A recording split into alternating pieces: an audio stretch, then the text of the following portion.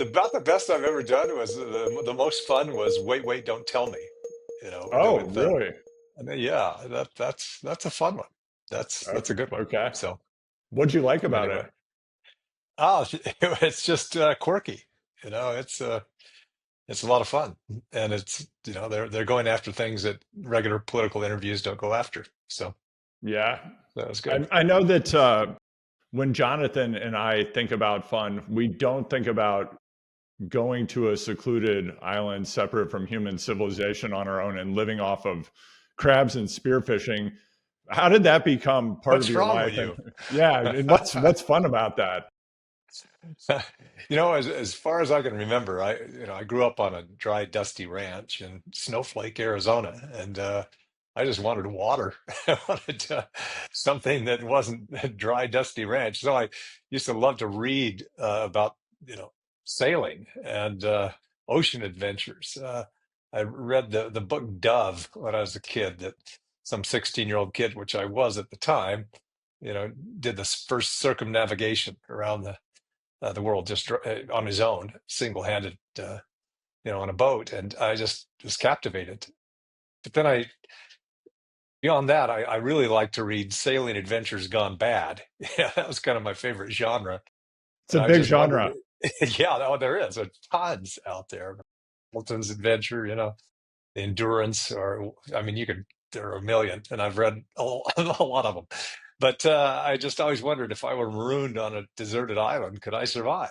With minimal tools or whatever. And I think I talked about it so much. My wife finally said, if this is your midlife crisis, get it over with. Maroon yourself already. So, so I did. Uh, and in 2009, there was a congressional break. In August, and I had planned it for several months before, and just identified an island on Google Earth, and got permission from the Marshallese government to encamp myself on it, and then had to make the arrangements to do it. As one So, does, right? yeah, yeah, it was a lot of fun though. I got there. I had to fly to Hawaii, then to Majuro, then to Kwajalein, and then get a fishing boat to take me 3 hours away to this little island about 20 acres big called Jabinwat, and drop me off, and promised to pick me up a week later. And so I had a few tools. I had a pole spear and a mask and fin and a snorkel, and a magnifying glass to start fires, and a machete and a hammock. I think that was about it. And no food or water. It was to me, it was a blast. But it was I didn't count on everything. I I really didn't do as much research as I should have. If I would have, that first time, I would have eaten coconut crabs. I would have hunted them at night. I did that on later trips, but on this first one, I got all of my food from the ocean, and that was a bit sketchy. A lot of sharks, that kind of thing. But I did it, and I loved it. And it's not everybody's cup of tea. But I have to say, when I got back, only a couple of members of Congress knew I'd done it. Paul Ryan, he's a bit of a survivalist, and I talked to him about it. A few others in the House of Representatives, but it happened to be the summer. This was 2009, and a certain governor from South Carolina had taken the Appalachian Trail, and instead, we knew later, was in Argentina with his mistress, and word started leaking out around that time that Flake had been to some island, and, and my wife says, nobody's going to believe you were alone, don't you know that? And so I figured probably not. So I took my journal entries and took a few pictures, that I had a tripod and a timer there, and went to the Washington Post. Thought I'd preempt it. Said, hey, did this crazy thing, and they actually wrote up a pretty good piece. You can still find it in the archives, the Washington Post. Anyway, but they did a good piece, and they kind of laid it to rest that I was doing something else. But but I found out at that time, I thought it was just me with this crazy idea. I figured, after that, I got so much response that it's just about every guy's dream, I think, to get on an island alone and survive. And so that's what's been fun about it. And the day that you got dropped off, you mentioned you had a few tools in your bag. I'm curious, why those tools and what was the filter for what could be there and what had to stay at home? And when that boat pulled away, what did you feel like? Yeah, that's interesting. We got to the island, and I had, like I said, a few tools. Didn't mention I had a little desalinator. There's no Right, fresh water on those islands, just a lot of coconuts. But you can only drink so much coconut water. Let me tell you, it's right. so sweet after a while, you just can't stomach it.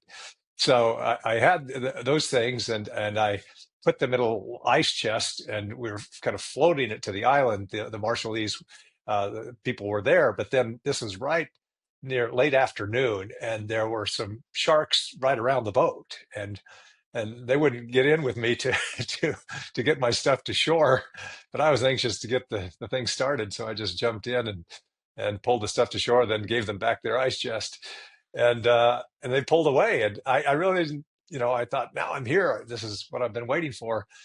But let me tell you, that night I strung up my hammock between a couple of coconut trees, and there was some other trees there, so there wasn't as much light coming in, and it became dark, and there were some clouds, and it was just completely dark. And I realized then I wasn't prepared for the yeah, to be on an island alone, completely alone, and everything scares you. That part of Castaway where Tom Hanks, is there, and he doesn't know what the sound is around him, and he gets spooked and finds out it's coconuts dropping. I can tell you that part of that movie is very real. It scares the heck out of you. So yeah, that first night was a bit spooky to be alone. I didn't sleep very well. But yeah, I did figure that first night I'm in for a lot more than I bargained. I should have done more research. I should have been better prepared, but it worked out. Can you just talk a bit about the preparation besides reading books? And just curious, have you read Hampton Side's book about Captain Cook? No, I haven't read that one. I think I've read about all the others. Doesn't end well. But my favorite series, I mean, no, it does not. The Bounty has got to be the greatest story ever told. True story. Fletcher Christian and the others, and Captain Bligh. I've read just about every account from every side of that. It's just a great story. But this one, I mean, I didn't do much preparation. I'm a farm boy from Arizona. I hadn't done much spearfishing, a couple of times in Hawaii before, and I should have probably honed those skills a little better. And I didn't know fish, which ones I should eat and which ones I shouldn't. I picked up a poster before that had fish that occur in the Pacific, and I took that with me. And on the way out to the island, I had the fishermen put an X through the ones I shouldn't eat. And some are poisonous on different reefs, or poisonous all the time. And so I had that little chart thing of fish. And so sometimes when I would spear a fish, I'd have to bring it back to camp and hold it up to the chart and say, should I eat this? And so I wasn't well prepared. I really wasn't. Fortunately, I didn't get sick. I had enough to eat, but it was tough sometimes. In the Marshall Islands, there are a lot of sharks, mostly black tip reef sharks that don't bother you too much. But if there's blood in the water, they're there and they circle around you. And they're white tip sharks and some tiger sharks I gratefully didn't see. But yeah, there's a lot that can hurt you, and I would drag my fish a long way behind me with a rope. So if the shark wanted something, he'd go for the fish and not me. But yeah, I should have done a lot more prep. Like I said, I should have found out, the coconut crabs that occur on those islands. You can go and hunt them at night in the middle of the island, and I did that on later trips. But that would have been a lot better than some of the fish that I ate.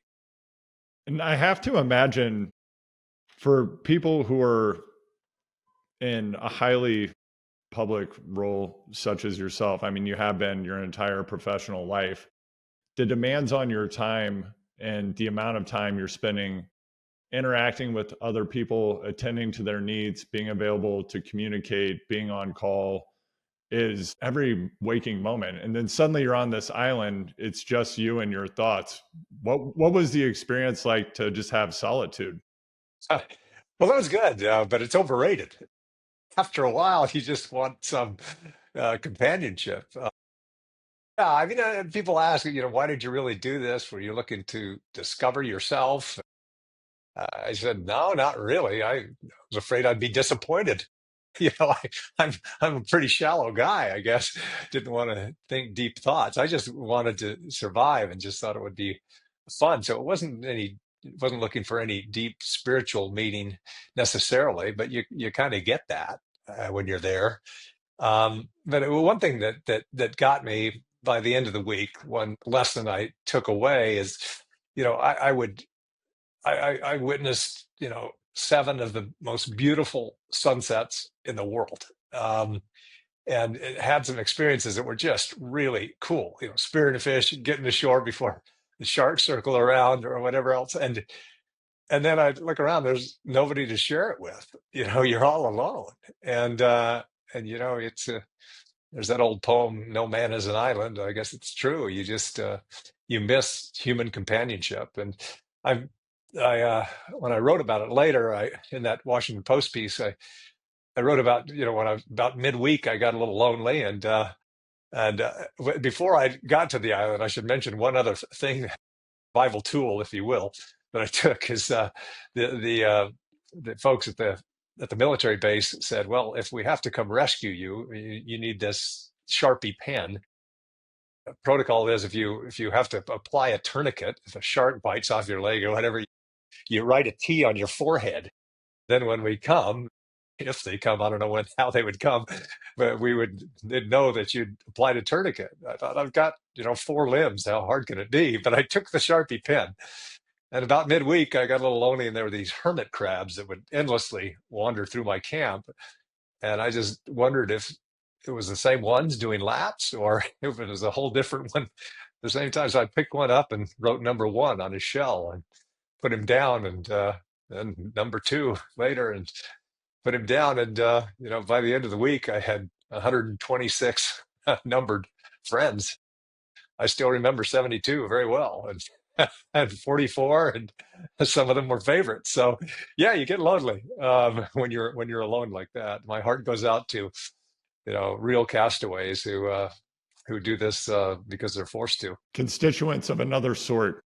Yeah, yeah, that's it. But that's what people have latched onto, and I don't know how many times I spoke at events or whatever, and the hosts of the events later would give me a volleyball, commemorative Wilson volleyball with the bloody handprint on it. I have several of those Right. still in my closet at home. I mean, But everybody it became needs a one. thing. Yeah. Yeah, yeah, that's right. At least one. Yeah. No, but it was good, and I took a couple of other trips too. I took my two youngest kids when we were going through the Senate campaign. I told them, if we get through this campaign, I'll take you back to the island. And we went back, not to the same island, just a different island across the massive Kwangjuan Lagoon, but had a similar experience there. But it was just great. And then later on, I went with Martin Heinrich, the Democratic senator from New Mexico, and Discovery Channel came along and filmed the episode, so called it Rival Survival.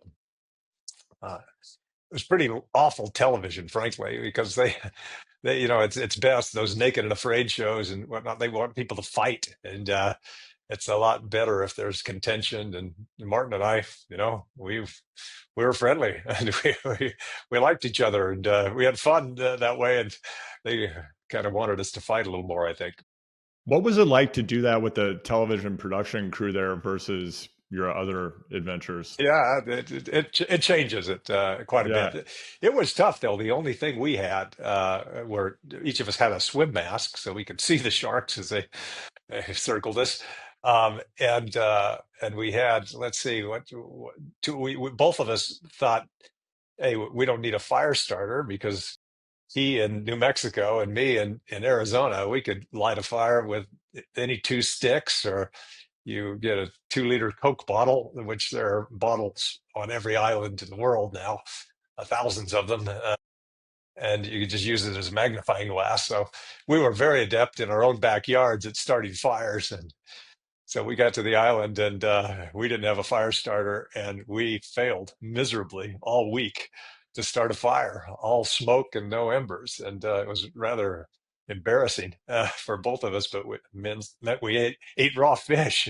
And coconut crabs, one of them crawled over Martin in the middle of the night on the beach we just slept out on the beach. And it would have been great if could have eaten that coconut crab, but you really can't eat crabs unless you cook them. And so we were resigned to raw clams and fish and all the coconut we could eat. But that was a lean week that way. But it changes the experience when you have the cameras. I mean, the camera folks are there. They were the same crew that filmed Naked and Afraid, and they would tell us stories of some other survivalists. Then they would go away at night and just leave us with a camera in case something happened, like a coconut crab crawling over somebody. And they went to another island, and we just imagined them over there, in some conga line with a big feast of food when we were left with nothing. But anyway, Martin and I, we get along and enjoyed ourselves. He's a good spear fisherman, and he's an adventurous, and we had fun. And when we back, I should say, the purpose was to show our colleagues that Republicans and Democrats can get along. And so we didn't tell any of our colleagues, and so it just leaked out as soon as we got back, and that was quite something. Some people just couldn't understand. Bernie Sanders still can't understand why we were doing something like that. but but we went on a lot of the television shows, and went on David Letterman in his last days, and Stephen Colbert ran a clip of us saying Flake and Heinrich proved once and for all Republicans and Democrats can get along if death is the only option. So that's it. We've empirically proven it. But it was fun to do, and anyway, I'd love to do it again. And when you're not doing those kinds of adventures, what's your daily fitness routine look like? There's no daily one because I travel so much. During the past 3 years, during the ambassadorship, it was nice. We had a large residence in Ankara, it's in Turkey, and there were 10 acres and 2 tennis courts. I think it was the only residence in the world that has an indoor and an outdoor tennis court, and we made good use of them. My wife and me, we did a lot of diplomacy on the tennis court, and there were a lot of people from the embassy community who played as well. But what I liked most was playing squash. There was a Sheraton Resort just a quarter mile from the residence, and the first day we were there, I discovered they had a squash court, and I had played squash, 30 some years before as a Mormon missionary in South Africa. And then later, my wife and I lived in the country of Namibia for a year, and I played there, and then come home, and there's no squash really on the West Coast or anywhere in Arizona or Utah. So that's been tough to be without it. But while I was in Turkey for 3 years, Monday through Saturday, basically, I would play squash early in the morning. I like squash because I think of all the racket sports, it burns more calories per hour. 45 minutes of it just gets you really tired. And so that was a good workout that I could do without burning into much of my day. And what about on the campaign trail? I mean, you ran for office 6 times, is that right? I mean, that's a 6 grueling. times in the House, and then once for the Senate. Okay, 7. So seven times. Yeah. How'd you Yeah, that's maintain, or grueling. could you maintain even a semblance of fitness while doing that? A bit. I used to like to run a little more. I've never been a real runner. But during my time, whether I was in Washington or in Arizona, I did a lot of 5 a.m. Basketball at one of the Mormon chapels. They all have a gym there, and so we did a lot of basketball during that time during the campaigns. And if you're doing it at 5 a.m., you're not encroaching on much of the rest of your day. But when you're traveling, as you do in a campaign, in a hotel room or elsewhere, you've got to figure out something else to do. So typically it was push-ups and sit-ups in the hotel room, or hopefully there might be a hotel gym. But a lot on my own, and I do a lot of that now, um, today, in Uzbekistan. And when you do have time, such as during your ambassadorship, to get out, play some racket sports, get out on your indoor or your outdoor tennis court. I think everybody should have both, Yeah, oh, probably. definitely. But like that or getting out to play squash. What does that bring you? What do you enjoy about it, and how do you use it to connect with other people?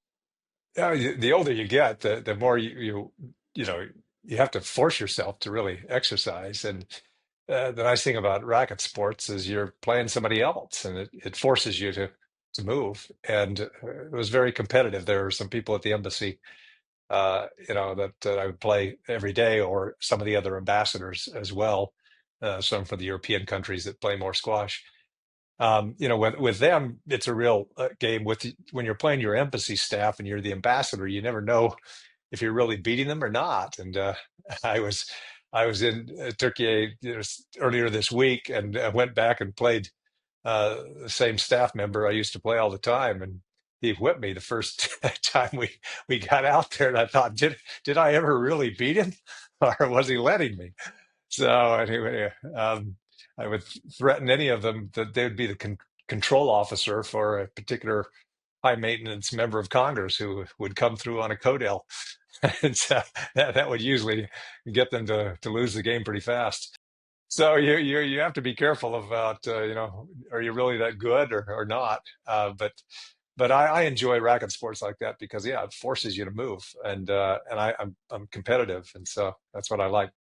And as a competitive player, like let's take squash, for example. Let's break it down. What do you see as your strengths and weaknesses? And like you're stepping into a game with an opponent, what are you going to do to pick them apart? Oh, I mean, hopefully you studied the game a little and watched the pros on YouTube.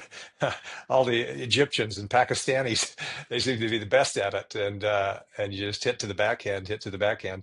The beauty of squash, as opposed to racquetball, which I sometimes play if I can't find any other competition, is with racquetball. The better you get, the shorter the rallies. You get a kill shot and it's done. With squash, the better you get, the longer the rallies. It's tough to kill the ball, and you can get to it. And so you just try to.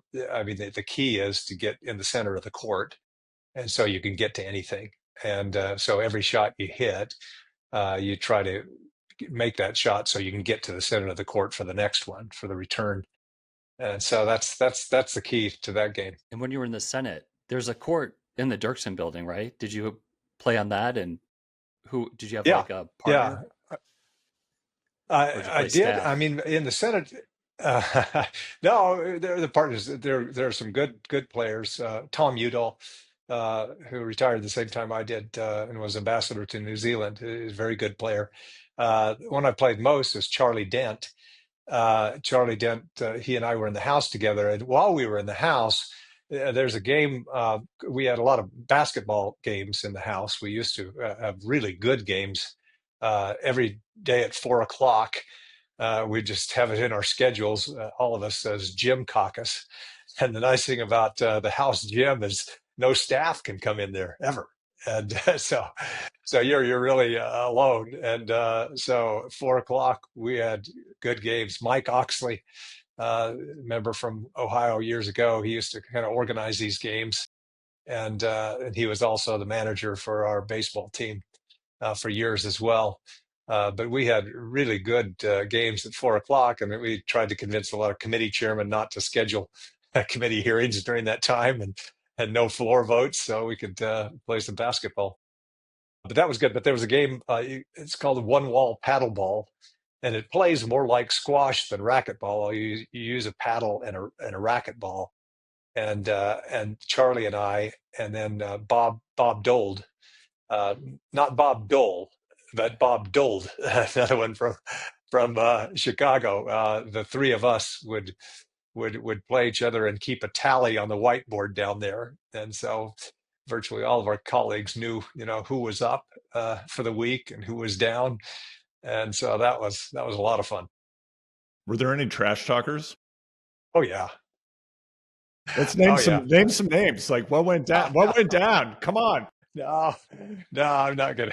I'm not gonna name that. But I have to say, what an interesting thing. The first time I got the house, this is 2001, and I go down and I'm playing basketball at 4 o'clock, and there's these old vinyl chairs that are along the side of the court that are, I mean, from straight from 1972. This weird green vinyl, and we're playing ball for a while, and all of a sudden I look over, and there is this old wrinkly man, naked as a jaybird, sitting there reading the paper with his legs crossed, watching us play basketball.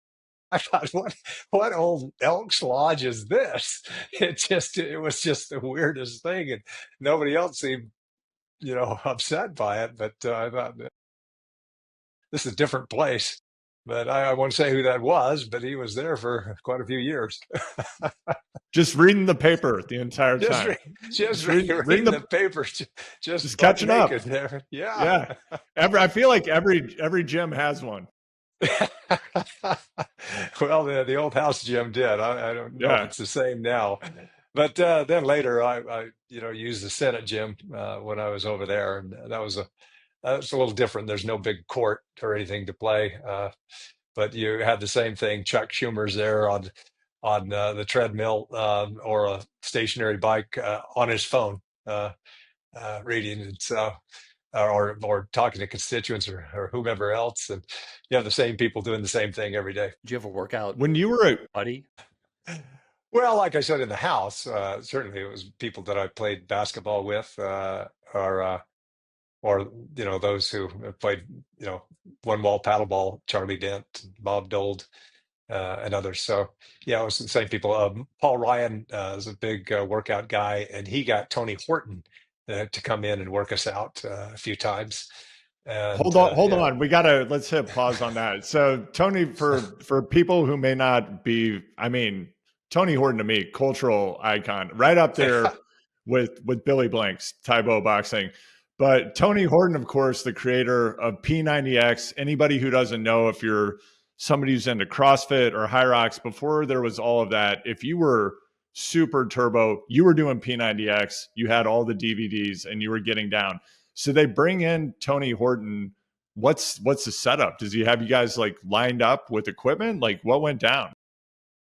No, it was, I mean, you're on a kind of a wrestling mat kind of thing. And yeah, he put us through the whole routine. And there's a pull-up bar somewhere, and there's, it was a whole routine, stretching and push-ups and sit-ups and lifting. But it was tough, really tough. But it was a lot of fun as well. Those are hard workouts. Yeah, they are. They're killer. So yeah, I cheated on a lot of them. Yeah, but that was fun. Tony Horton, and sometimes some famous basketball folks had come in as well, just to say they'd been there, I guess. But no, those were good times. And then the baseball game every year, you practice that for a few months before the game, and it's great camaraderie as well. And in the house gym, it really is true. Republicans, Democrats, you really don't bring politics into that place much, and so it's a good place to be. And that's where, when I was in the House, I got to know people like Dick Durbin, who was in the Senate, but some of them would still come over to the House gym, and and Chuck Schumer as well. And when I got over to the Senate, I joined the Gang of Eight with them and John McCain and Lindsey Graham and others, because I knew them from the House gym. So you get it helps with legislating as well. Yeah, you start to get to know people in quite a different way Yeah, when you most definitely. loosen Yeah. up a bit, right? Like when you're doing physical activity together like that. That's awesome. As far as other things here, one thing I did here in Turkey is train for the Bosphorus swim. to swim from one continent to another, Asia to Europe. They have that swim every year, and you have to qualify for it. And anyway, but it's a lot of fun. So I did some training for that. I'm not much of a. I like to, spearfish. I'm pretty good when I have fins and a mask and a spear in my hand, but to just swim, several miles, that's not me. Uh, but uh, How far is it? but I had to. Well, if you were to swim straight across the Bosphorus, and we're talking about in Istanbul, where east meets west, you have the Asia side and the European side. And so they sponsor the swim from the Asia side to the European side. If you were to swim directly across, it would be just under a mile. But you swim out to the middle, and then the Black Sea current kind of kicks in, and you end up swimming 4.1 miles before you exit on the European side. And so you're swimming at quite a clip with the current, but yeah, it's quite a ways. But they want to make sure that nobody drowns, and so they require people to qualify for it. And I was qualified for it, trying to bid in the winter at that same Sheraton pool, and I thought, well, okay, 25-meter pool, I've got to do this many laps in this amount of time. I think it was swim a half mile in 14 minutes, whatever. So I sketch it out and I do it, and I think, hey, I've got this. And did it for a couple of weeks. Thought, oh, this is easy. And then my bodyguard, Boulent, pulls me aside and he said, that pool's only 19 meters, don't you? And, I had to do my calculations again, realized I had to swim a lot faster than I thought. And so anyway, it was a little more workout than I figured, but qualified, and then the swim was actually great. It's a cool thing to do, and once in a lifetime opportunity. But no wetsuit. I mean, it's the Bosphorus. This was in August, and the water temperature is about 78, so it's good. A few jellyfish that you hit along the way, but they don't sting. And they stop all the ship traffic that goes through the Bosphorus for 2 hours. And if you don't finish in 2 hours, then they pull you from the water, or you'll get flattened by a freighter. But the key is to stay in the channel and make sure you're in the current, and then exit at the right time. I didn't exit at the right time. I exited a little earlier, and got in a back current that wasted about 15 minutes. But I made it. But it's a great thing to do.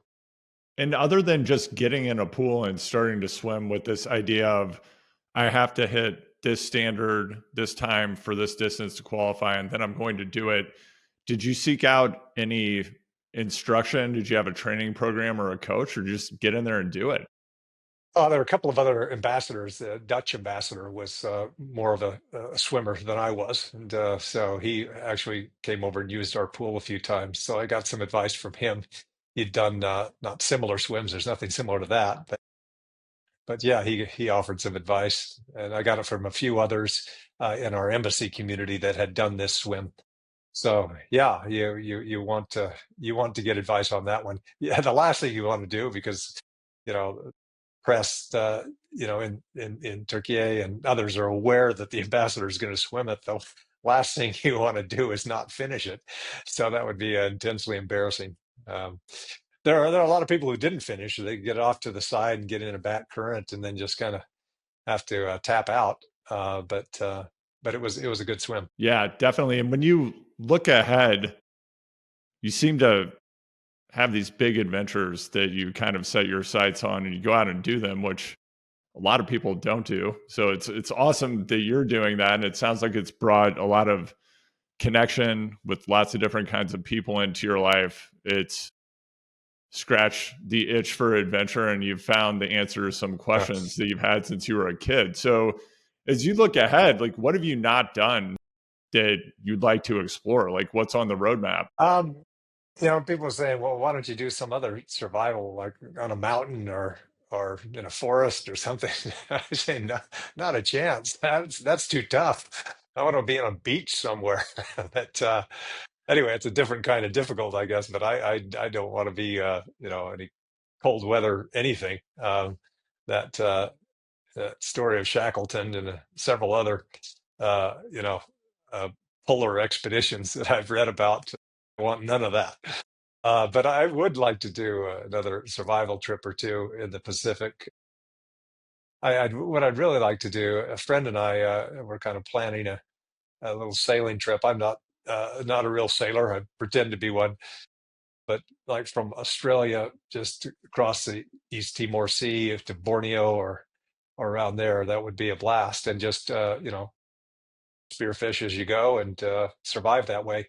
It's a whole different experience being on an island, or if you're really surviving, if you don't have food or water and you just have to scrounge for it. I don't know. There's something primal about it, I guess, that just every time I do one of these, I've done four now. As soon as I finish, I think, well, I scratched that itch, but the itch comes back. You want to do it again? Can't convince my wife to come with me. She just as soon as there's a hotel on that island. But anyway, it's just something that comes back. There are a lot of travel. I love travel. Obviously, I'd like to do more Southeast Asia and a lot of places on Earth I haven't gone to.